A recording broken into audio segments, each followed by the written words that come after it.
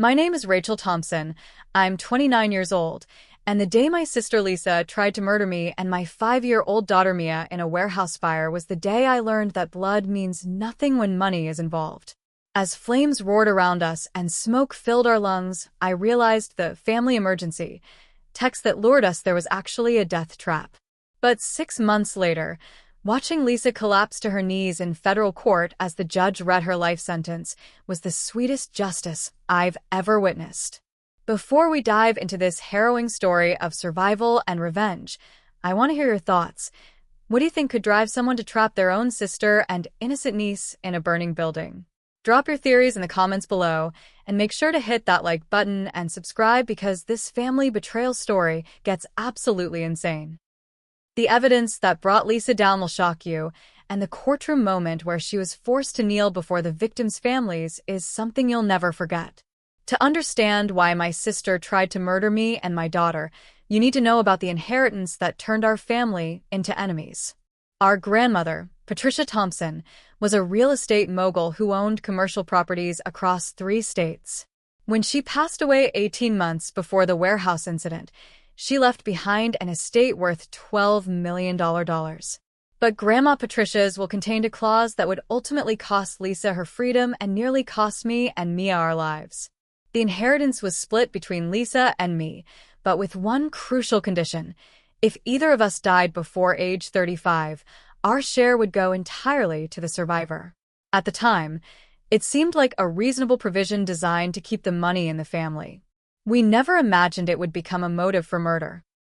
Lisa and I had always been close growing up. She was 3 years younger than me, and I'd been protective of her throughout our childhood. When our parents died in a car accident when I was 22 and Lisa was 19, we leaned on each other for support and became even closer. Lisa moved in with me and my then-boyfriend Marcus, and we created our own little family unit. But everything changed when Mia was born. Lisa, who had always been the center of attention in our family, struggled with suddenly being the fun aunt instead of the primary focus. She'd make comments about how babies were exhausting and expensive, and how I was wasting my youth on diaper changes and sleepless nights. The tension got worse when Marcus and I broke up when Mia was 2 years old. Lisa expected that I'd become more available for the party lifestyle she preferred, but instead I became even more focused on providing stability for my daughter. As a single mother working as a nurse practitioner, my priorities were clear. Mia came first, always. Lisa resented this shift. She'd complain that I'd become boring and that Mia had ruined our relationship. She'd make hurtful comments about how single mothers were selfish for having children they couldn't properly support.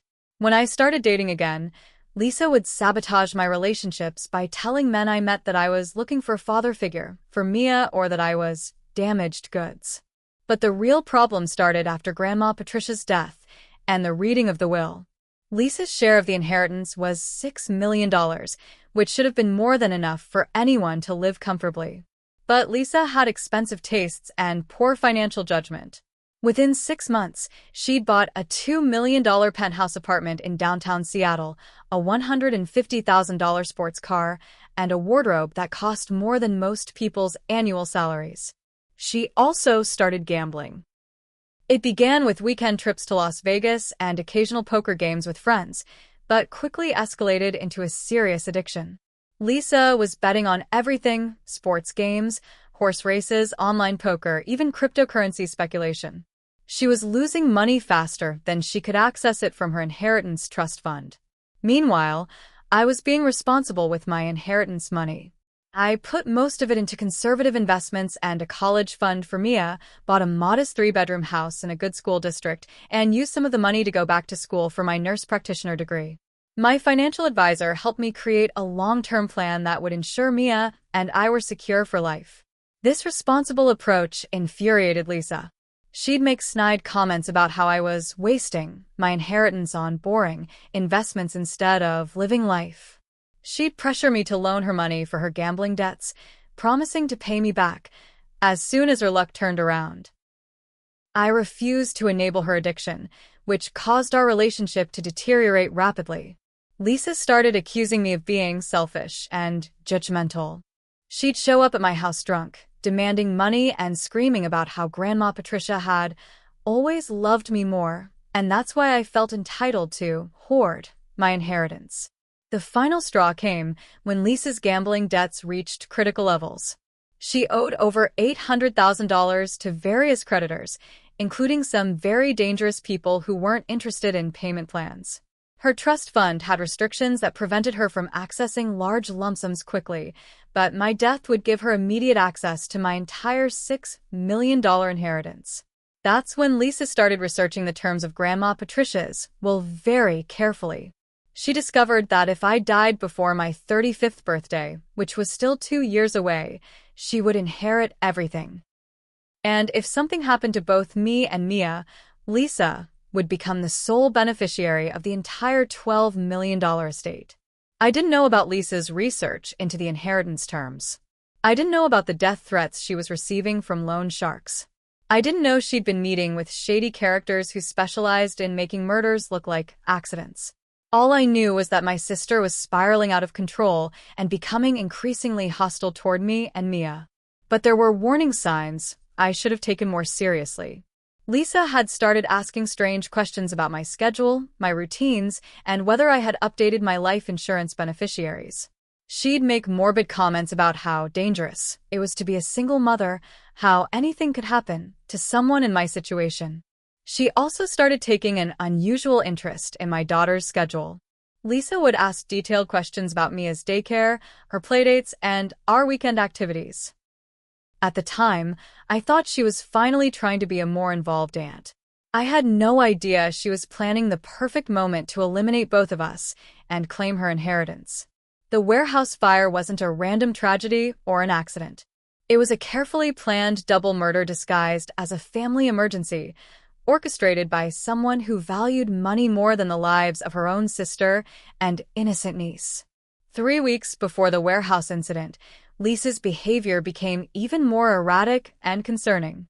She'd started showing up at my house unannounced, sometimes in the middle of the night, claiming she was worried about my safety as a single mother living alone. She'd insist on checking all my doors and windows, memorizing my security system code, and asking detailed questions about my emergency contacts and insurance policies. "You need to be more careful, Rachel," she'd say while wandering through my house, taking note of exits and security features. Bad things happen to women and children who don't protect themselves properly. Lisa also began pressuring me to make changes to my will and insurance beneficiaries. She'd bring up tragic news stories about young mothers dying unexpectedly and leaving their children without proper financial protection. She suggested that I should name her as Mia's guardian and the executor of my estate, just in case something happened. "I'm the only family Mia has besides you," Lisa would argue. "Who else would take care of her if something happened to you? Some stranger from the foster system?" I was uncomfortable with these conversations, but I attributed Lisa's obsession with my mortality to her recent gambling losses and financial stress. I thought she was projecting her own anxiety about death and disaster onto my situation. I had no idea she was actually planning to create the disaster herself. The most disturbing incident happened 2 weeks before the fire. Lisa had taken Mia to the park while I worked a double shift at the hospital, which seemed like normal aunt-niece bonding time. But when I picked Mia up that evening, my daughter was unusually quiet and seemed upset. Later that night, Mia told me that Aunt Lisa was asking strange questions during their park visit. According to Mia, Lisa had questioned her about our daily routines, where we kept our car keys, and whether Mia knew how to unlock the front door by herself. Most disturbingly, Lisa had asked Mia what she would do if something bad happened to Mommy. Aunt Lisa said sometimes mommies go away and don't come back, Mia whispered to me at bedtime. She said if that happened, she would take care of me and we'd have lots of money to buy pretty things. I was horrified by this conversation, but when I confronted Lisa about it, she dismissed my concerns and claimed Mia had misunderstood her innocent questions about emergency preparedness. She accused me of being paranoid and turning Mia against her because of my own stress and financial worries. But Lisa's real plan was far more sophisticated than I realized. Through my later investigation and the FBI's findings, I learned that she'd been researching methods to commit the perfect double murder for months. She'd studied cases where families had died in accidental fires, paying particular attention to scenarios that left no evidence of foul play. Lisa had also been scouting locations for the perfect murder scene. She needed somewhere isolated where she could control the situation completely, but where the deaths would look accidental rather than deliberate. The warehouse she eventually chose belonged to one of our grandmother's former business partners, a man named Robert Chen who'd been letting the property sit empty while dealing with zoning and renovation permits. Lisa had maintained a friendship with Mr. Chen after Grandma Patricia's death, ostensibly to learn more about the family business. But what she was really doing was gaining access to his properties and learning about their security systems, insurance policies, and renovation schedules. The warehouse was perfect because it was scheduled for demolition in 6 months, meaning any evidence of arson would be destroyed when the building was torn down. But Lisa's plan required getting me and Mia to the warehouse voluntarily, which meant creating a believable emergency that would make us drop everything and rush to help her. She spent weeks crafting the perfect story, studying my personality and my patterns of response to family crises. Lisa knew that I would always prioritize family over my own safety, especially when it came to protecting her. She knew that if she claimed to be in danger, I would immediately come to her aid without thinking about the risks. And she knew that I would bring Mia with me if I couldn't arrange childcare quickly enough. The week before the fire, Lisa started laying the groundwork for her emergency. She told me she'd been receiving threatening phone calls from loan sharks who were demanding immediate payment of her gambling debts. She claimed these dangerous men had been following her, watching her apartment, and making threats against her life. They said they're going to hurt me if I don't pay them by Friday, Lisa told me during a tearful phone call. Rachel, I'm scared. I don't know what to do. I offered to help her contact the police or find a safe place to stay, but Lisa claimed she was too ashamed to involve law enforcement and that the men had specifically threatened to hurt anyone who tried to help her. She said she just needed a few more days to figure out a solution and that she was staying in different locations each night to avoid being found. This story was completely fabricated. Lisa wasn't being threatened by loan sharks. She'd already arranged to pay off her most pressing debts using the insurance money she expected to collect after my death. The threatening phone calls were fake, and the dangerous men following her existed only in her imagination. But I believed every word because Lisa was my sister, and I trusted her completely.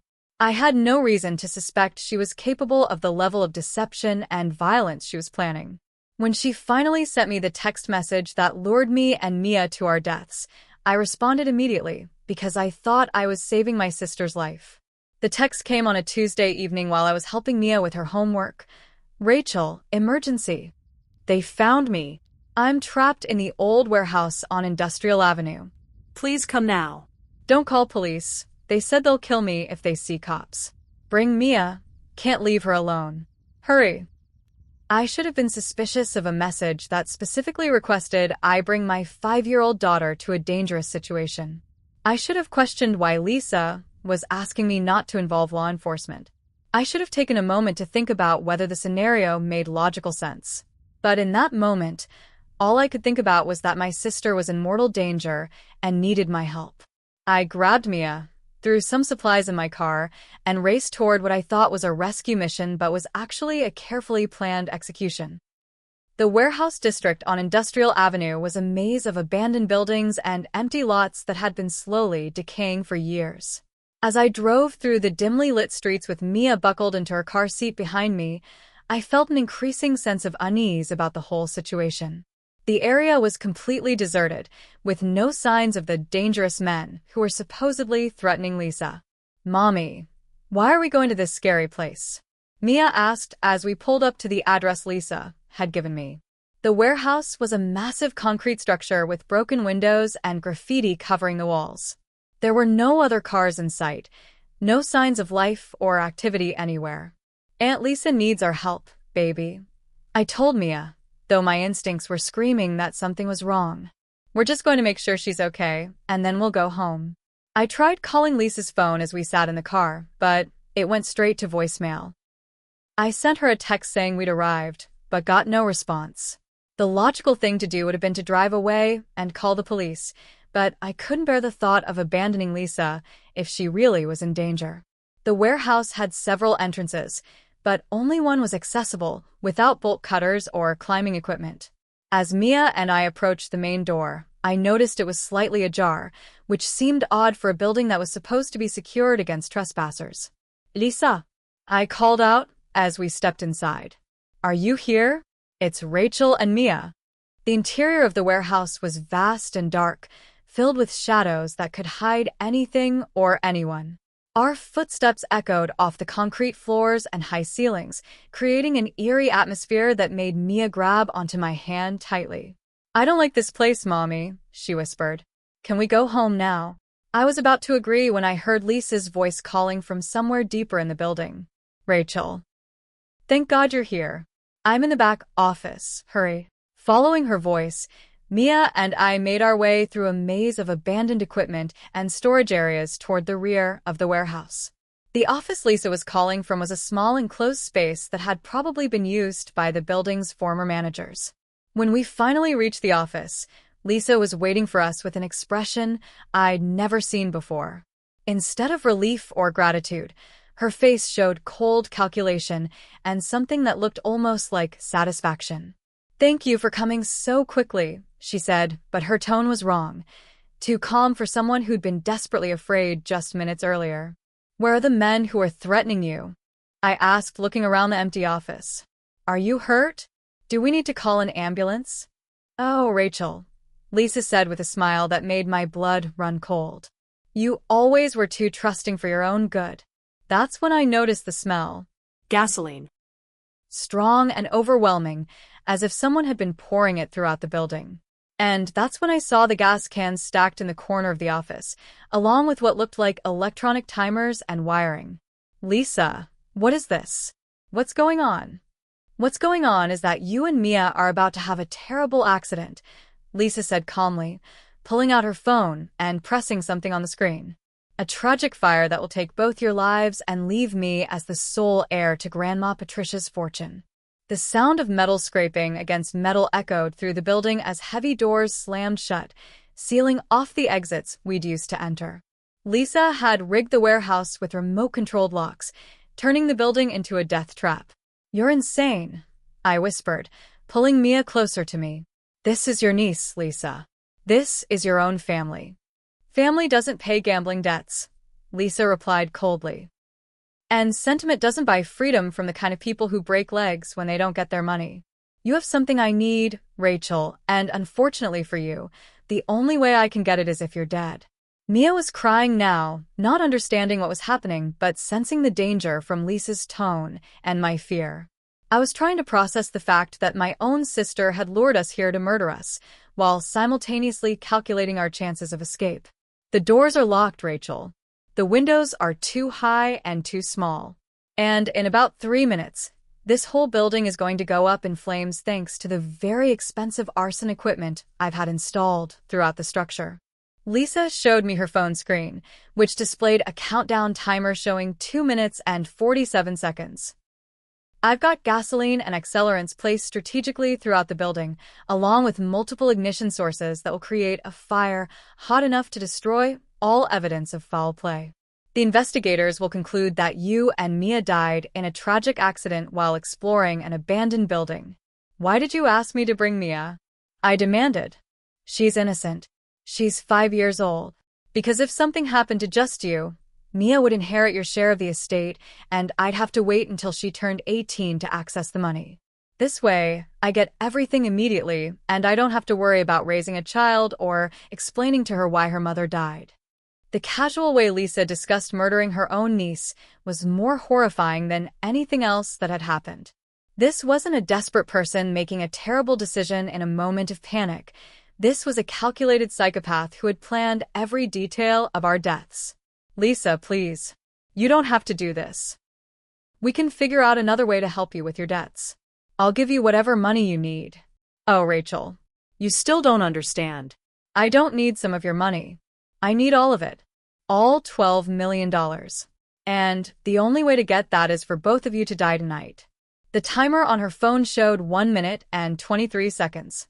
Lisa started backing toward a door I hadn't noticed before, a service exit that she'd apparently kept unlocked for her own escape. I'm truly sorry it has to be this way. But you'll die quickly from smoke inhalation, and Mia probably won't even understand what's happening. It's really the most humane way to handle this situation. As Lisa reached for the exit door, I realized this was our only chance. If she escaped and the fire started, Mia and I would die exactly as she'd planned. But if I could somehow prevent her from leaving, maybe we could find another way out together. Wait. I called out. What about the investigation? Don't you think people will be suspicious if you inherit everything right after we die in a mysterious fire? Lisa paused with her hand on the door handle. Actually, I won't be inheriting anything suspicious at all, because I'm going to be the grieving sister who tried desperately to save you. She held up her phone, which was recording video. I've been documenting my brave attempt to rescue my sister and niece from this terrible accident. The footage will show me arriving just as the fire started, calling 911, and doing everything I could to get inside and help you. 47 seconds left on the timer. Of course, the building will be too dangerous for me to actually enter, and the fire department will arrive too late to save you. But my heroic efforts will be recorded for the investigators, and no one will ever suspect that the devoted sister who risked her own life trying to save you was actually the one who planned your deaths. Lisa opened the exit door and stepped outside. Goodbye, Rachel. Give my love to Mia. That's when I made the decision that would ultimately save both our lives and destroy Lisa's perfect murder plan. With 30 seconds left on Lisa's timer, I had to make the most important decision of my life. I could try to find an escape route for me and Mia, or I could prevent Lisa from completing her plan by stopping her from leaving the building. In that split second, I realized that even if Mia and I managed to escape, Lisa would just try again, and next time we might not be so lucky. So I did something that probably saved our lives. I tackled my sister and dragged her back into the warehouse. Lisa was so shocked by my attack that she dropped her phone, sending it skittering across the concrete floor where the screen cracked, but the countdown timer kept running. 19 seconds. 18 seconds. 17 seconds. Are you insane? Lisa screamed, trying to fight me off. We're all going to die now. Then tell me how to stop it, I shouted back, pinning her arms while Mia cowered behind some old equipment. Tell me how to turn off the timer? I can't. It's automated. Let me go. But I wasn't about to let the woman who'd planned to murder my daughter escape to safety while we burned alive. If Lisa was going to kill us, she was going down with us. 10 seconds. 9 seconds. 8 seconds. There has to be a way to stop it, I screamed. The phone. Lisa gasped. There's an emergency stop code on the phone app. I scrambled for her cracked phone while keeping one eye on the timer. 5 seconds. 4 seconds. The screen was damaged, but still functional. I could see the arson app she'd been using, with multiple options including emergency abort. 3 seconds. 2 seconds.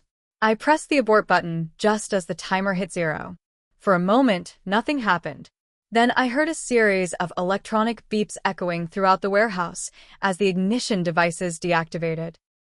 The smell of gasoline was still overwhelming, but the building wasn't erupting in flames. You just saved my life, Lisa gasped, and for a moment I thought maybe this nightmare was over. But then she pulled a gun from her jacket. Unfortunately, I can't afford to let you and Mia leave here alive, she said, pointing the weapon at us. This was supposed to look like an accident, but now I'll have to get creative about explaining your deaths. That's when I remembered something crucial. Lisa had been live streaming part of our encounter on her phone, intending to use the footage as evidence of her rescue attempt. The damaged phone was still recording, capturing everything she was saying about planning our murders. Lisa, you're being recorded, I said quickly. Your phone is still streaming. Everything you've said is being broadcast live. She looked down at her phone in horror and saw that I was right. The live stream was still active, and the viewer count was growing rapidly as people shared the link. Dozens of people were watching Lisa threaten her own sister and niece with a gun while standing in a warehouse she'd rigged to explode. Turn it off, she screamed, but she couldn't operate the phone app while holding the gun on us. That's when Mia, who'd been watching everything from behind an old piece of machinery, did something incredibly brave. She threw a chunk of concrete at Lisa's gun hand, causing Lisa to drop the weapon as she yelped in pain. I immediately dove for the gun while Lisa scrambled for her phone. She managed to end the live stream, but it was too late. Hundreds of people had already witnessed her confession and recorded their own copies of the footage. With the gun safely in my possession, Lisa's entire plan had collapsed. She was trapped in the warehouse with us, surrounded by evidence of her arson plot, with her murder confession broadcast live to social media. "You've ruined everything," she said, slumping against the wall in defeat. "Do you have any idea what those people are going to do to me when I can't pay them?" "Those people who were threatening you?" I asked. "I thought you made that up." "The threats were real," Lisa admitted. "I just lied about the timeline. I had until next month to pay them, but I wanted to get this over with before I lost my nerve."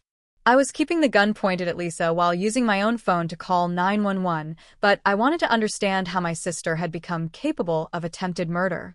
"When did you decide to kill us, Lisa? When did we stop being your family and become obstacles to your money?" "When I realized you were never going to give me enough money to solve my problems," she said bitterly. "You were sitting on $6 million while I was drowning in debt, and you wouldn't even loan me a fraction of what you had. I offered to help you get into rehab for your gambling addiction. I offered to pay for therapy and financial counseling. I didn't need therapy. I needed money. And you were too selfish to share what you'd inherited from our grandmother." The police and fire department arrived within 10 minutes of my 911 call, followed quickly by FBI agents who'd been alerted by the social media footage of Lisa's confession. The warehouse was still soaked with gasoline and rigged with enough incendiary devices to have killed dozens of people if the fire had started. As Lisa was arrested and read her rights, she kept insisting that I'd misunderstood her intentions and that the whole thing had been an elaborate prank that got out of hand. But the evidence was overwhelming. The arson equipment, the locked exits, the gun, and most damning of all, her own live-streamed confession. "I want a lawyer," Lisa said as the FBI agents handcuffed her. "And I want to make it clear that my sister is lying about everything that happened here tonight." But what Lisa didn't know was that the FBI had already recovered additional evidence from her apartment and digital devices.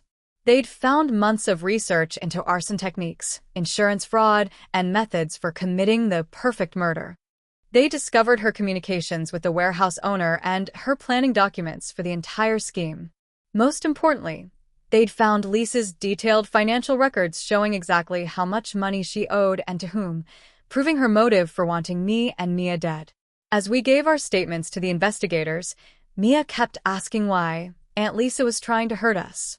How do you explain to a 5-year-old that her aunt valued money more than her life?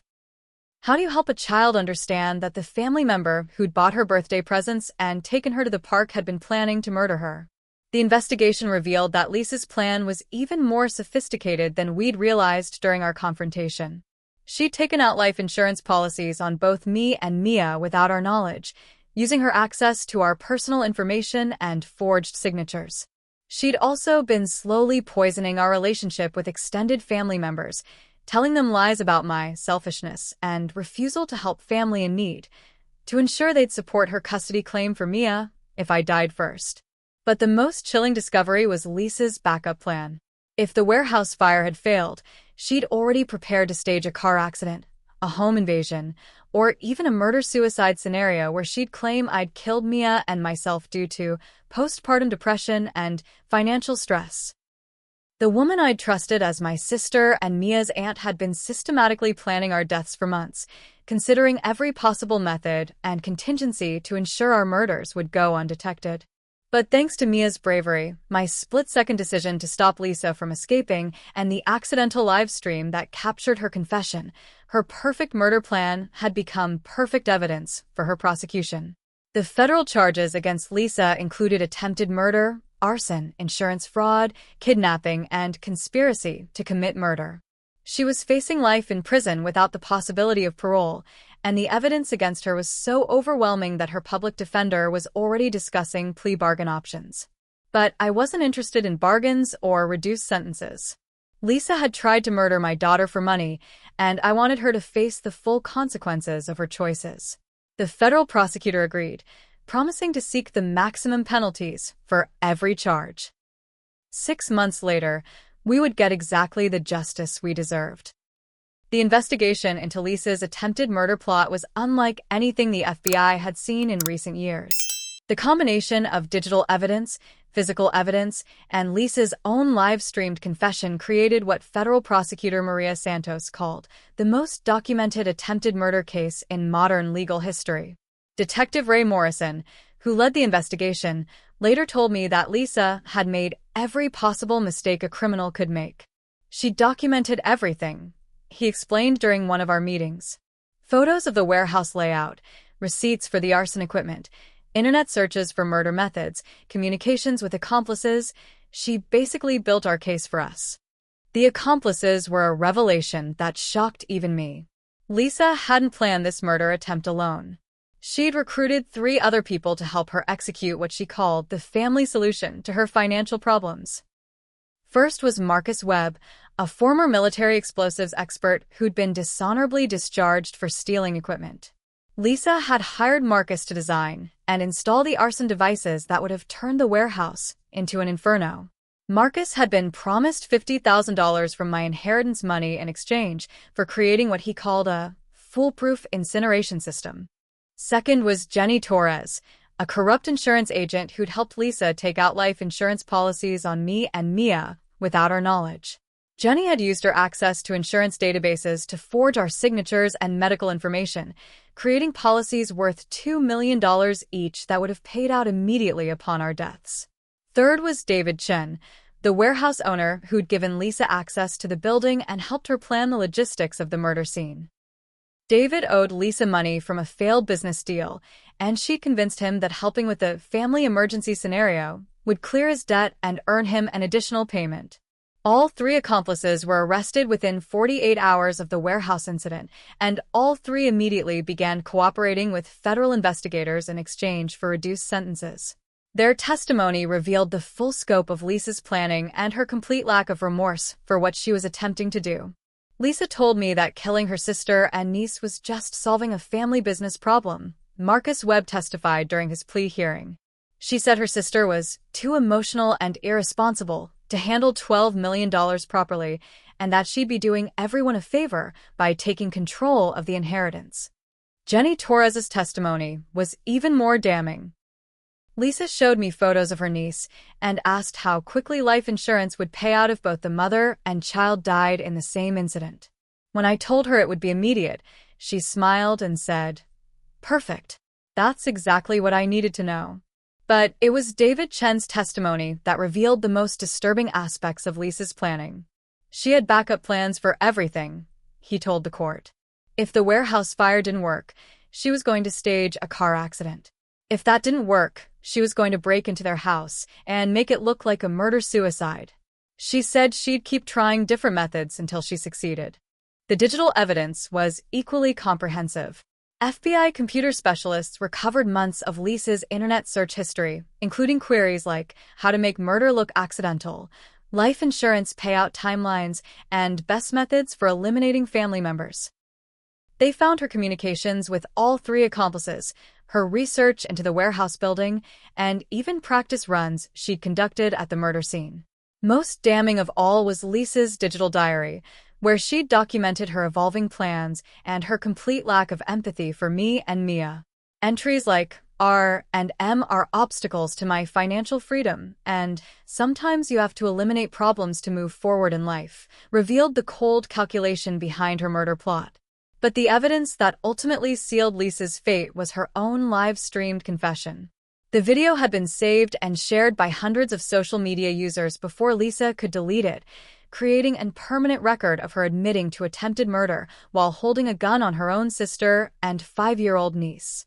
The federal grand jury that reviewed the case returned indictments on 14 separate charges against Lisa, including 2 counts of attempted murder in the first degree, conspiracy to commit murder, arson in the first degree, kidnapping in the first degree, insurance fraud, identity theft, weapons violations, racketeering.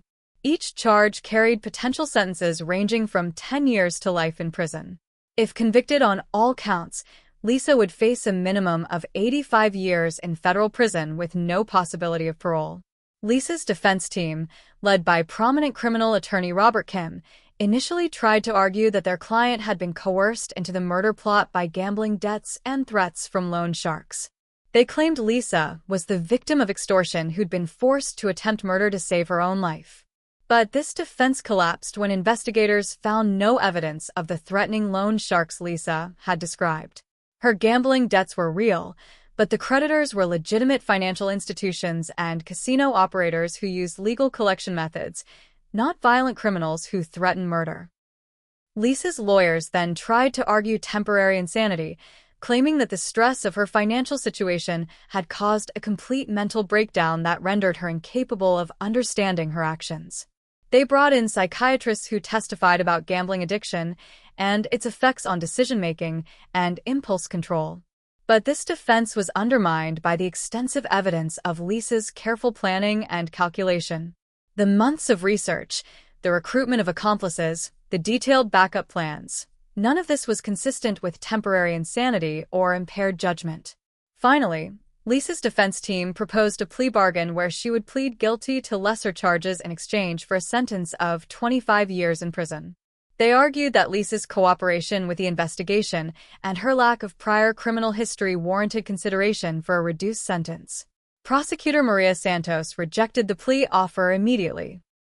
This defendant attempted to murder a 5-year-old child for money, she said during a press conference.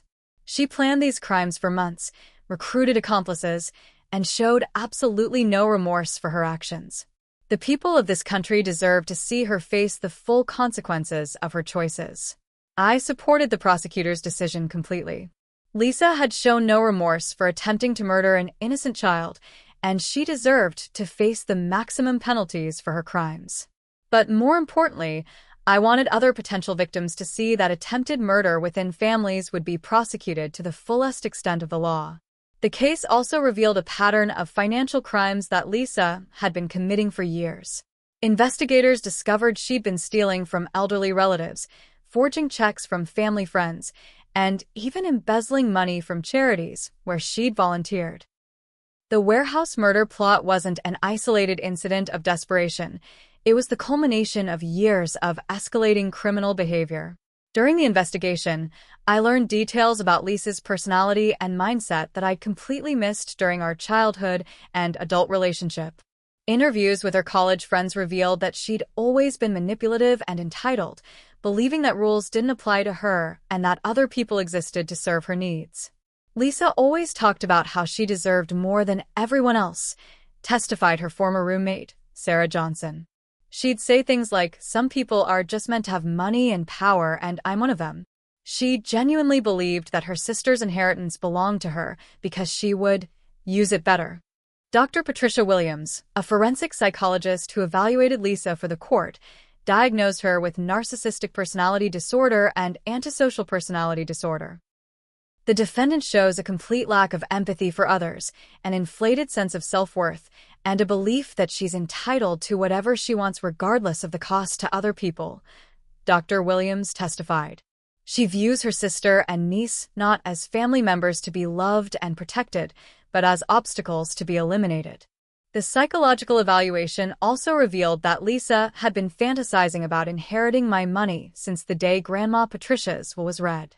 She'd spent hours calculating how she would spend the $12 million, making detailed plans for luxury purchases and exotic vacations that she would enjoy after my death.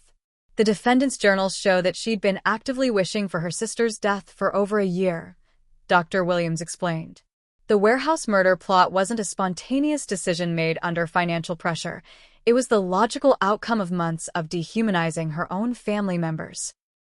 As the trial date approached, I struggled with the emotional impact of learning who my sister really was. The woman I'd loved and trusted my entire life had been planning my death, while smiling at family dinners and buying birthday presents for Mia. Every memory of our relationship was now tainted by the knowledge that Lisa saw me as nothing more than an obstacle to wealth. But I was determined to see justice served, both for my own peace of mind and for Mia's safety. As long as Lisa was free, she would continue to pose a threat to anyone who stood between her and money. The trial would be my opportunity to ensure she never had the chance to hurt another family. The media attention surrounding the case was intense. Cable news shows featured our story as an example of how inheritance money could destroy families, while true crime podcasts analyzed every detail of Lisa's murder plot. Social media was filled with discussions about family loyalty, financial responsibility, and the warning signs of dangerous personalities. I did several interviews where I emphasized that this case wasn't just about one woman's greed. It was about recognizing and stopping people who view family members as expendable. I wanted other potential victims to understand that blood relations don't guarantee safety, and that sometimes the most dangerous people are the ones who know us best. The public response was overwhelmingly supportive. Thousands of people shared their own stories of family betrayal and financial manipulation, creating a community of survivors who understood what I was going through. Many offered to testify as character witnesses or provide support during the trial. But the most meaningful support came from Mia's teacher and therapist, who helped my daughter process what had happened and understand that she was safe now. Mia's resilience and courage throughout the investigation inspired me to fight for justice rather than accepting a plea bargain that would have reduced Lisa's sentence. "Aunt Lisa was trying to hurt us for money," Mia told her therapist. "But Mommy stopped her, and now the police will make sure she can't hurt anyone else." Out of the mouths of babes. My 5-year-old daughter understood the situation more clearly than Lisa's own defense team, who continued to make excuses for attempted murder. As we prepared for trial, I realized that this case would define not just Lisa's future, but my own sense of justice and closure. I needed to see her face the consequences of her choices, not just for legal reasons, but to prove to myself and Mia that good people don't have to tolerate evil behavior just because it comes from family members. The trial would also be my opportunity to honor Grandma Patricia's memory properly. She'd worked her entire life to build wealth that would benefit her family for generations, never imagining that her inheritance would become a motive for murder. Lisa had betrayed not just me and Mia, but the legacy of love and hard work that Grandma Patricia had tried to leave behind. The federal trial of Lisa Thompson began on a cold Monday morning in February, 11 months after the warehouse incident. The courthouse was packed with media, family members of other victims, and curious members of the public who'd been following the case through social media and news coverage. I sat in the front row of the gallery with Mia beside me, both of us wearing matching blue outfits that we'd chosen to represent hope and healing. Mia had insisted on attending the trial despite her young age, saying she wanted to tell the truth about Aunt Lisa and help make sure justice was served. Lisa entered the courtroom wearing an orange jail jumpsuit and shackles, looking dramatically different from the polished, fashionable woman I'd known my entire life. Prison had aged her visibly.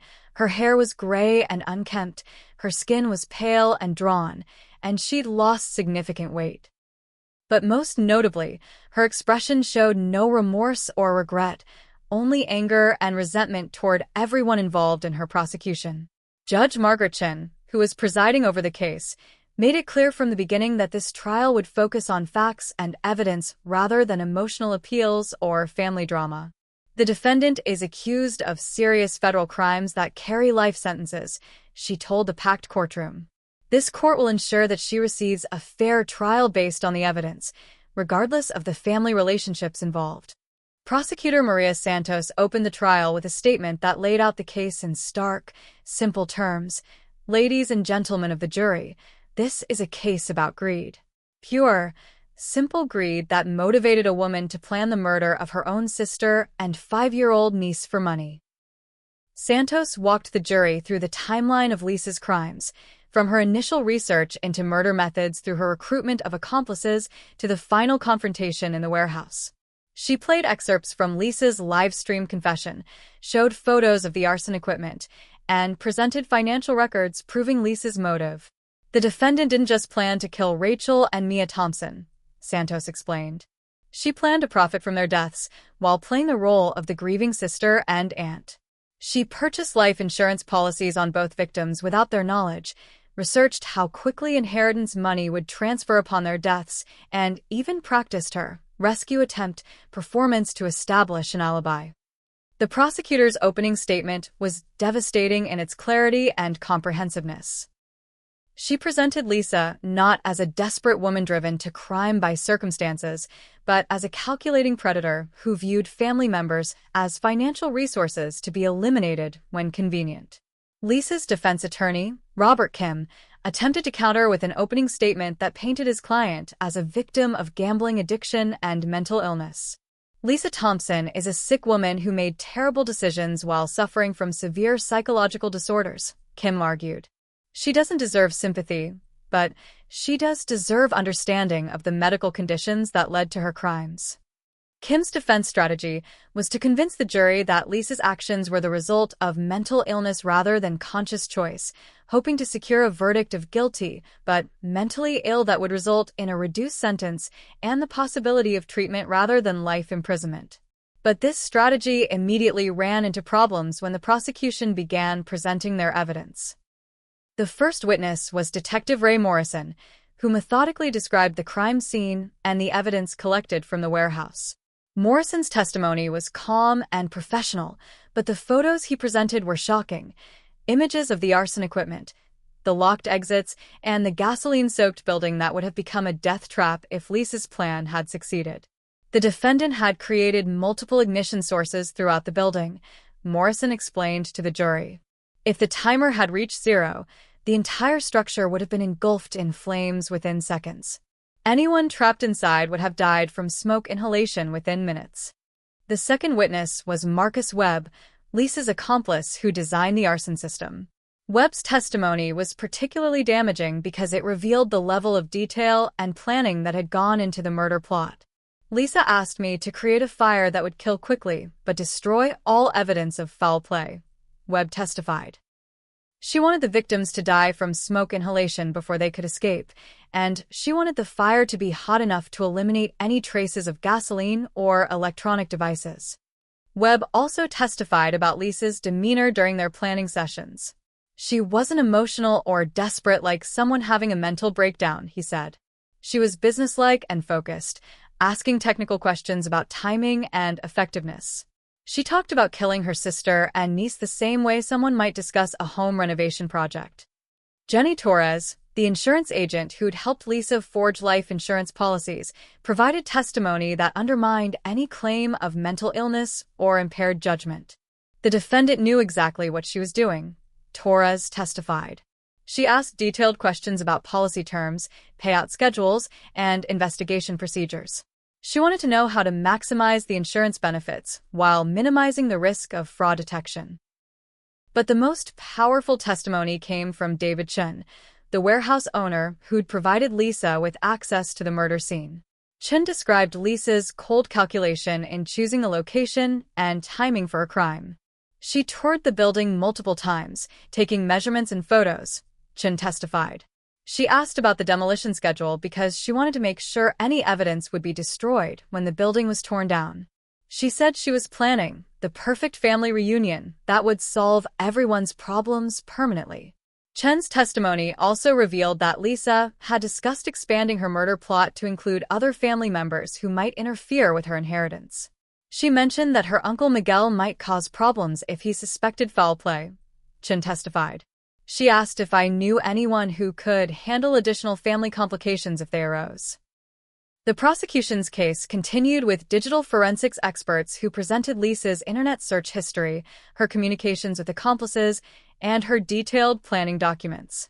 The evidence showed months of premeditation and careful preparation that contradicted any claim of mental illness or impaired judgment. Dr. Patricia Williams, the forensic psychologist who'd evaluated Lisa, testified about her personality disorders, but emphasized that these conditions didn't impair her ability to understand right from wrong or plan complex criminal activities. Narcissistic and antisocial personality disorders can explain the defendant's lack of empathy and willingness to harm others, Dr. Williams testified. But they don't excuse her crimes or suggest that she was incapable of making rational decisions. The defendant knew her actions were wrong. She simply didn't care because she valued money more than human life. The most emotional testimony came when I took the stand to describe the warehouse confrontation and Lisa's threats against me and Mia. I'd prepared for weeks to maintain my composure during this testimony, but facing Lisa directly while describing her attempt to murder my daughter was one of the hardest things I'd ever done. She told me that Mia had to die because if something happened to just me, Mia would inherit my share of the estate and Lisa would have to wait until she turned 18 to access the money, I testified. She said this way, she'd get everything immediately and wouldn't have to worry about raising a child. I also testified about Lisa's complete lack of remorse during our confrontation. She wasn't emotional or regretful, I told the jury. She was matter-of-fact about planning our deaths, like she was discussing a business transaction. She said it was the most humane way to handle the situation. When Mia took the stand, with special accommodations for her age and trauma, her testimony was brief but powerful. She described Lisa's strange questions during their park visit and her fear during the warehouse confrontation. Aunt Lisa said, "Sometimes mommies go away and don't come back." Mia testified in a small but clear voice. She said if that happened, she would take care of me and we'd have lots of money to buy pretty things. The defense's case was weak and contradictory. They called psychiatrists who testified about Lisa's gambling addiction and mental health issues, but they couldn't explain how these conditions had led to months of careful planning and recruitment of accomplices. Lisa's former therapist testified that she'd been treating Lisa for anxiety and depression, but admitted that Lisa had never mentioned violent thoughts or expressed remorse for her actions. The defendant seemed primarily concerned with her financial situation and her resentment toward family members who she felt weren't helping her adequately, the therapist testified. She expressed anger rather than mental illness symptoms. The defense's biggest mistake was putting Lisa herself on the stand. Against her lawyer's advice, Lisa insisted on testifying in her own defense, apparently believing she could charm the jury the same way she'd manipulated family members for years. But Lisa's testimony backfired spectacularly. She showed no genuine remorse for her crimes, instead blaming me for forcing her into desperate circumstances by refusing to give her more inheritance money. She claimed that her murder plot had been a cry for help rather than a serious attempt to kill us. Most damaging of all, Lisa couldn't explain the level of detail and planning involved in her crimes. When asked about the life insurance policies, the arson equipment, and the recruitment of accomplices, she claimed she didn't remember making these decisions or that she'd been manipulated by her co-conspirators. The jury clearly didn't believe her testimony. Several jurors were visibly disgusted by Lisa's attempts to minimize her crimes and blame others for her choices. During cross-examination, Prosecutor Santos systematically destroyed Lisa's credibility by confronting her with her own planning documents and recorded statements. "Miss Thompson, you wrote in your journal that your sister and niece were obstacles to your financial freedom," Santos said, showing Lisa her own handwriting. "Does that sound like someone who is mentally ill or someone who is making calculated decisions about murder?" "I don't remember writing that," Lisa replied weakly. "You also wrote that you needed to eliminate problems to move forward in life. What problems were you referring to, Ms. Thompson?" "I was under a lot of stress. I wasn't thinking clearly." "Were you thinking clearly enough to research arson methods, recruit accomplices, and forge insurance documents?" Lisa had no good answer for this question or dozens of others that exposed the contradictions in her defense. The trial lasted 3 weeks, and the jury deliberated for less than 6 hours before returning guilty verdicts on all 14 charges. As the verdict was read, Lisa showed no emotion except anger, glaring at me and Mia as if we were responsible for her conviction rather than her own crimes. But the real justice came during the sentencing hearing, when Judge Chin delivered a punishment that would ensure Lisa never had the opportunity to harm another family member. The sentencing hearing took place 6 weeks after Lisa's conviction, and it would become the most satisfying moment of justice I'd ever witnessed. Judge Margaret Chen had reviewed all the evidence, the victim impact statements, and the probation department's recommendations before making her final decision on Lisa's punishment. The courtroom was packed once again, but this time the atmosphere was different. Lisa's conviction had been so comprehensive and her crimes so well documented that even her few remaining supporters had abandoned her. The only people in the gallery were victims, law enforcement officials, and members of the media covering what had become a landmark case in family crime prosecution. Lisa entered the courtroom for the final time as a free person, wearing the same orange jail jumpsuit and shackles she'd worn throughout the trial. But something had changed in her demeanor since the conviction. The arrogant defiance she displayed during most of the proceedings had been replaced by what looked like genuine fear of the consequences she was about to face. I had prepared a victim impact statement that I'd been working on for months. This was my opportunity to speak directly to Lisa and the court about the impact her crimes had on me and Mia, and to ensure that the judge understood the full scope of the trauma she'd caused. "Your Honor," I began, standing at the podium facing Judge Chen while Lisa sat just a few feet away, "my sister didn't just try to kill me and my daughter for money. She destroyed my ability to trust family members, my daughter's sense of safety in the world, and our entire family's legacy of love and support." I described the months of therapy Mia had required to process what had happened, the nightmares and anxiety attacks we'd both experienced, and the devastating realization that someone we'd loved unconditionally had been planning our deaths while pretending to care about us.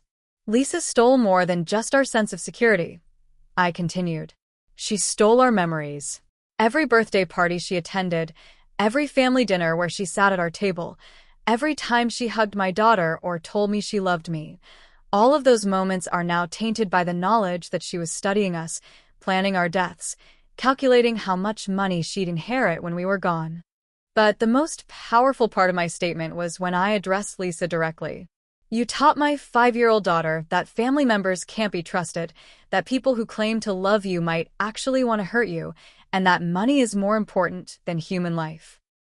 Those are lessons no child should ever have to learn, especially from someone who is supposed to protect her." I watched Lisa's face as I spoke, looking for any sign of remorse or understanding of what she'd done.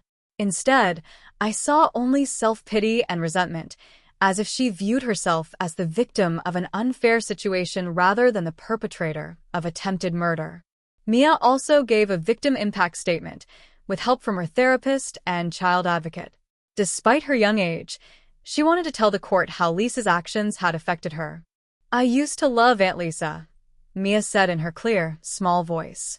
"She gave me presents and took me to the park. But then she tried to hurt me and Mommy in the scary building with fire. Now I have bad dreams sometimes, and I don't understand why someone who said they loved me wanted to make me go away forever." Mia's words were devastating in their innocence and honesty. Several people in the courtroom were crying, including some of the law enforcement officers who'd worked on the case. Even Judge Chen appeared moved by my daughter's statement. But Lisa's reaction to Mia's testimony was telling. Instead of showing remorse for traumatizing a child, she rolled her eyes and appeared annoyed by the emotional impact statements. Her complete lack of empathy for her own niece was shocking even to people who'd followed the case closely. Uncle Miguel also submitted a victim impact statement describing how Lisa's crimes had affected the broader family and dishonored our grandmother's memory. Several of Lisa's former friends and colleagues wrote letters describing how her conviction had made them reconsider their own relationships and trust in people they'd known for years. The probation department's pre-sentencing report recommended the maximum possible sentence, noting Lisa's complete lack of remorse, her pattern of escalating criminal behavior, and the sophisticated planning involved in her crimes. The report described Lisa as an ongoing danger to society who shows no capacity for rehabilitation or accountability. Prosecutor Maria Santos requested a sentence of life in prison without the possibility of parole, arguing that Lisa's crimes represented some of the most heinous family violence the federal court system had ever seen. This defendant attempted to murder a 5-year-old child for money, Santos told the court. She planned these crimes for months, recruited accomplices, and showed absolutely no remorse for her actions. She represents a permanent danger to any family members who might stand between her and financial gain. Lisa's defense attorney made a final plea for mercy, arguing that his client's mental health issues and gambling addiction warranted consideration for a reduced sentence. But his arguments rang hollow after Lisa's conviction on all charges and her complete failure to accept responsibility for her actions. Judge Chen's sentencing decision was swift and comprehensive. She sentenced Lisa to life in prison without the possibility of parole on the attempted murder charges, plus an additional 50 years for the conspiracy, arson, kidnapping, and fraud charges. The sentences would run consecutively, meaning Lisa would never be eligible for release under any circumstances. But it was Judge Chen's comments during sentencing that provided the most satisfying moment of justice. "Ms. Thompson," Judge Chen said, looking directly at Lisa, "you have committed some of the most callous and calculated crimes this court has ever seen.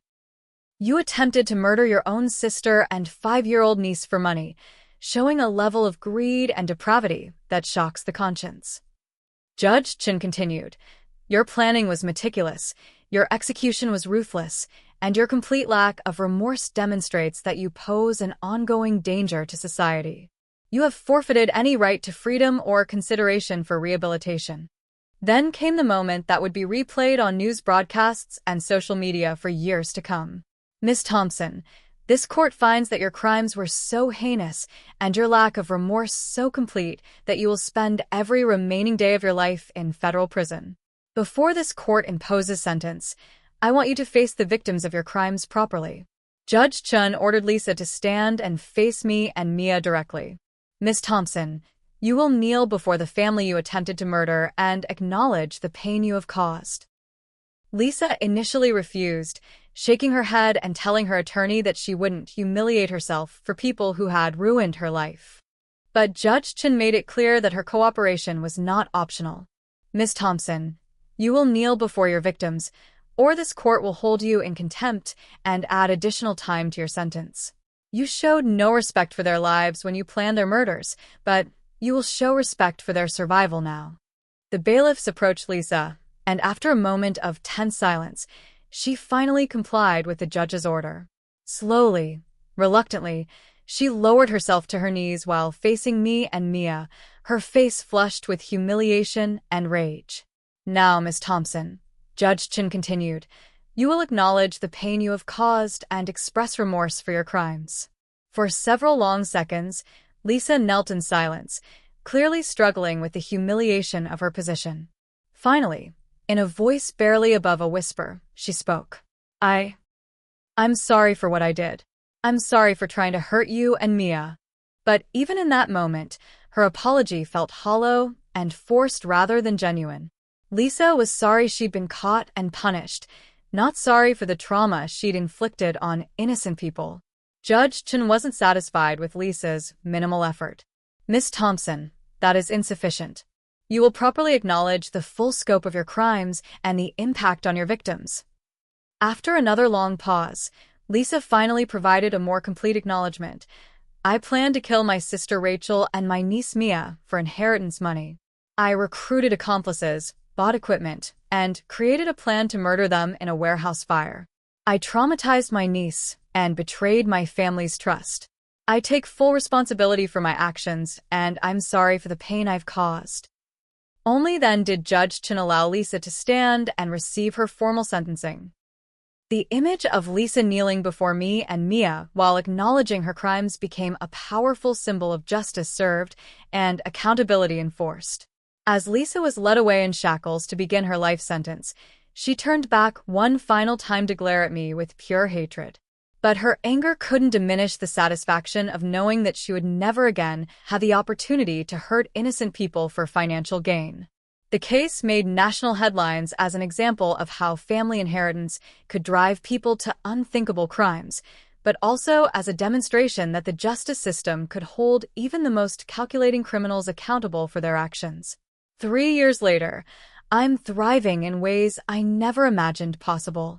Mia has healed from her trauma with the help of excellent therapy and the knowledge that justice was served.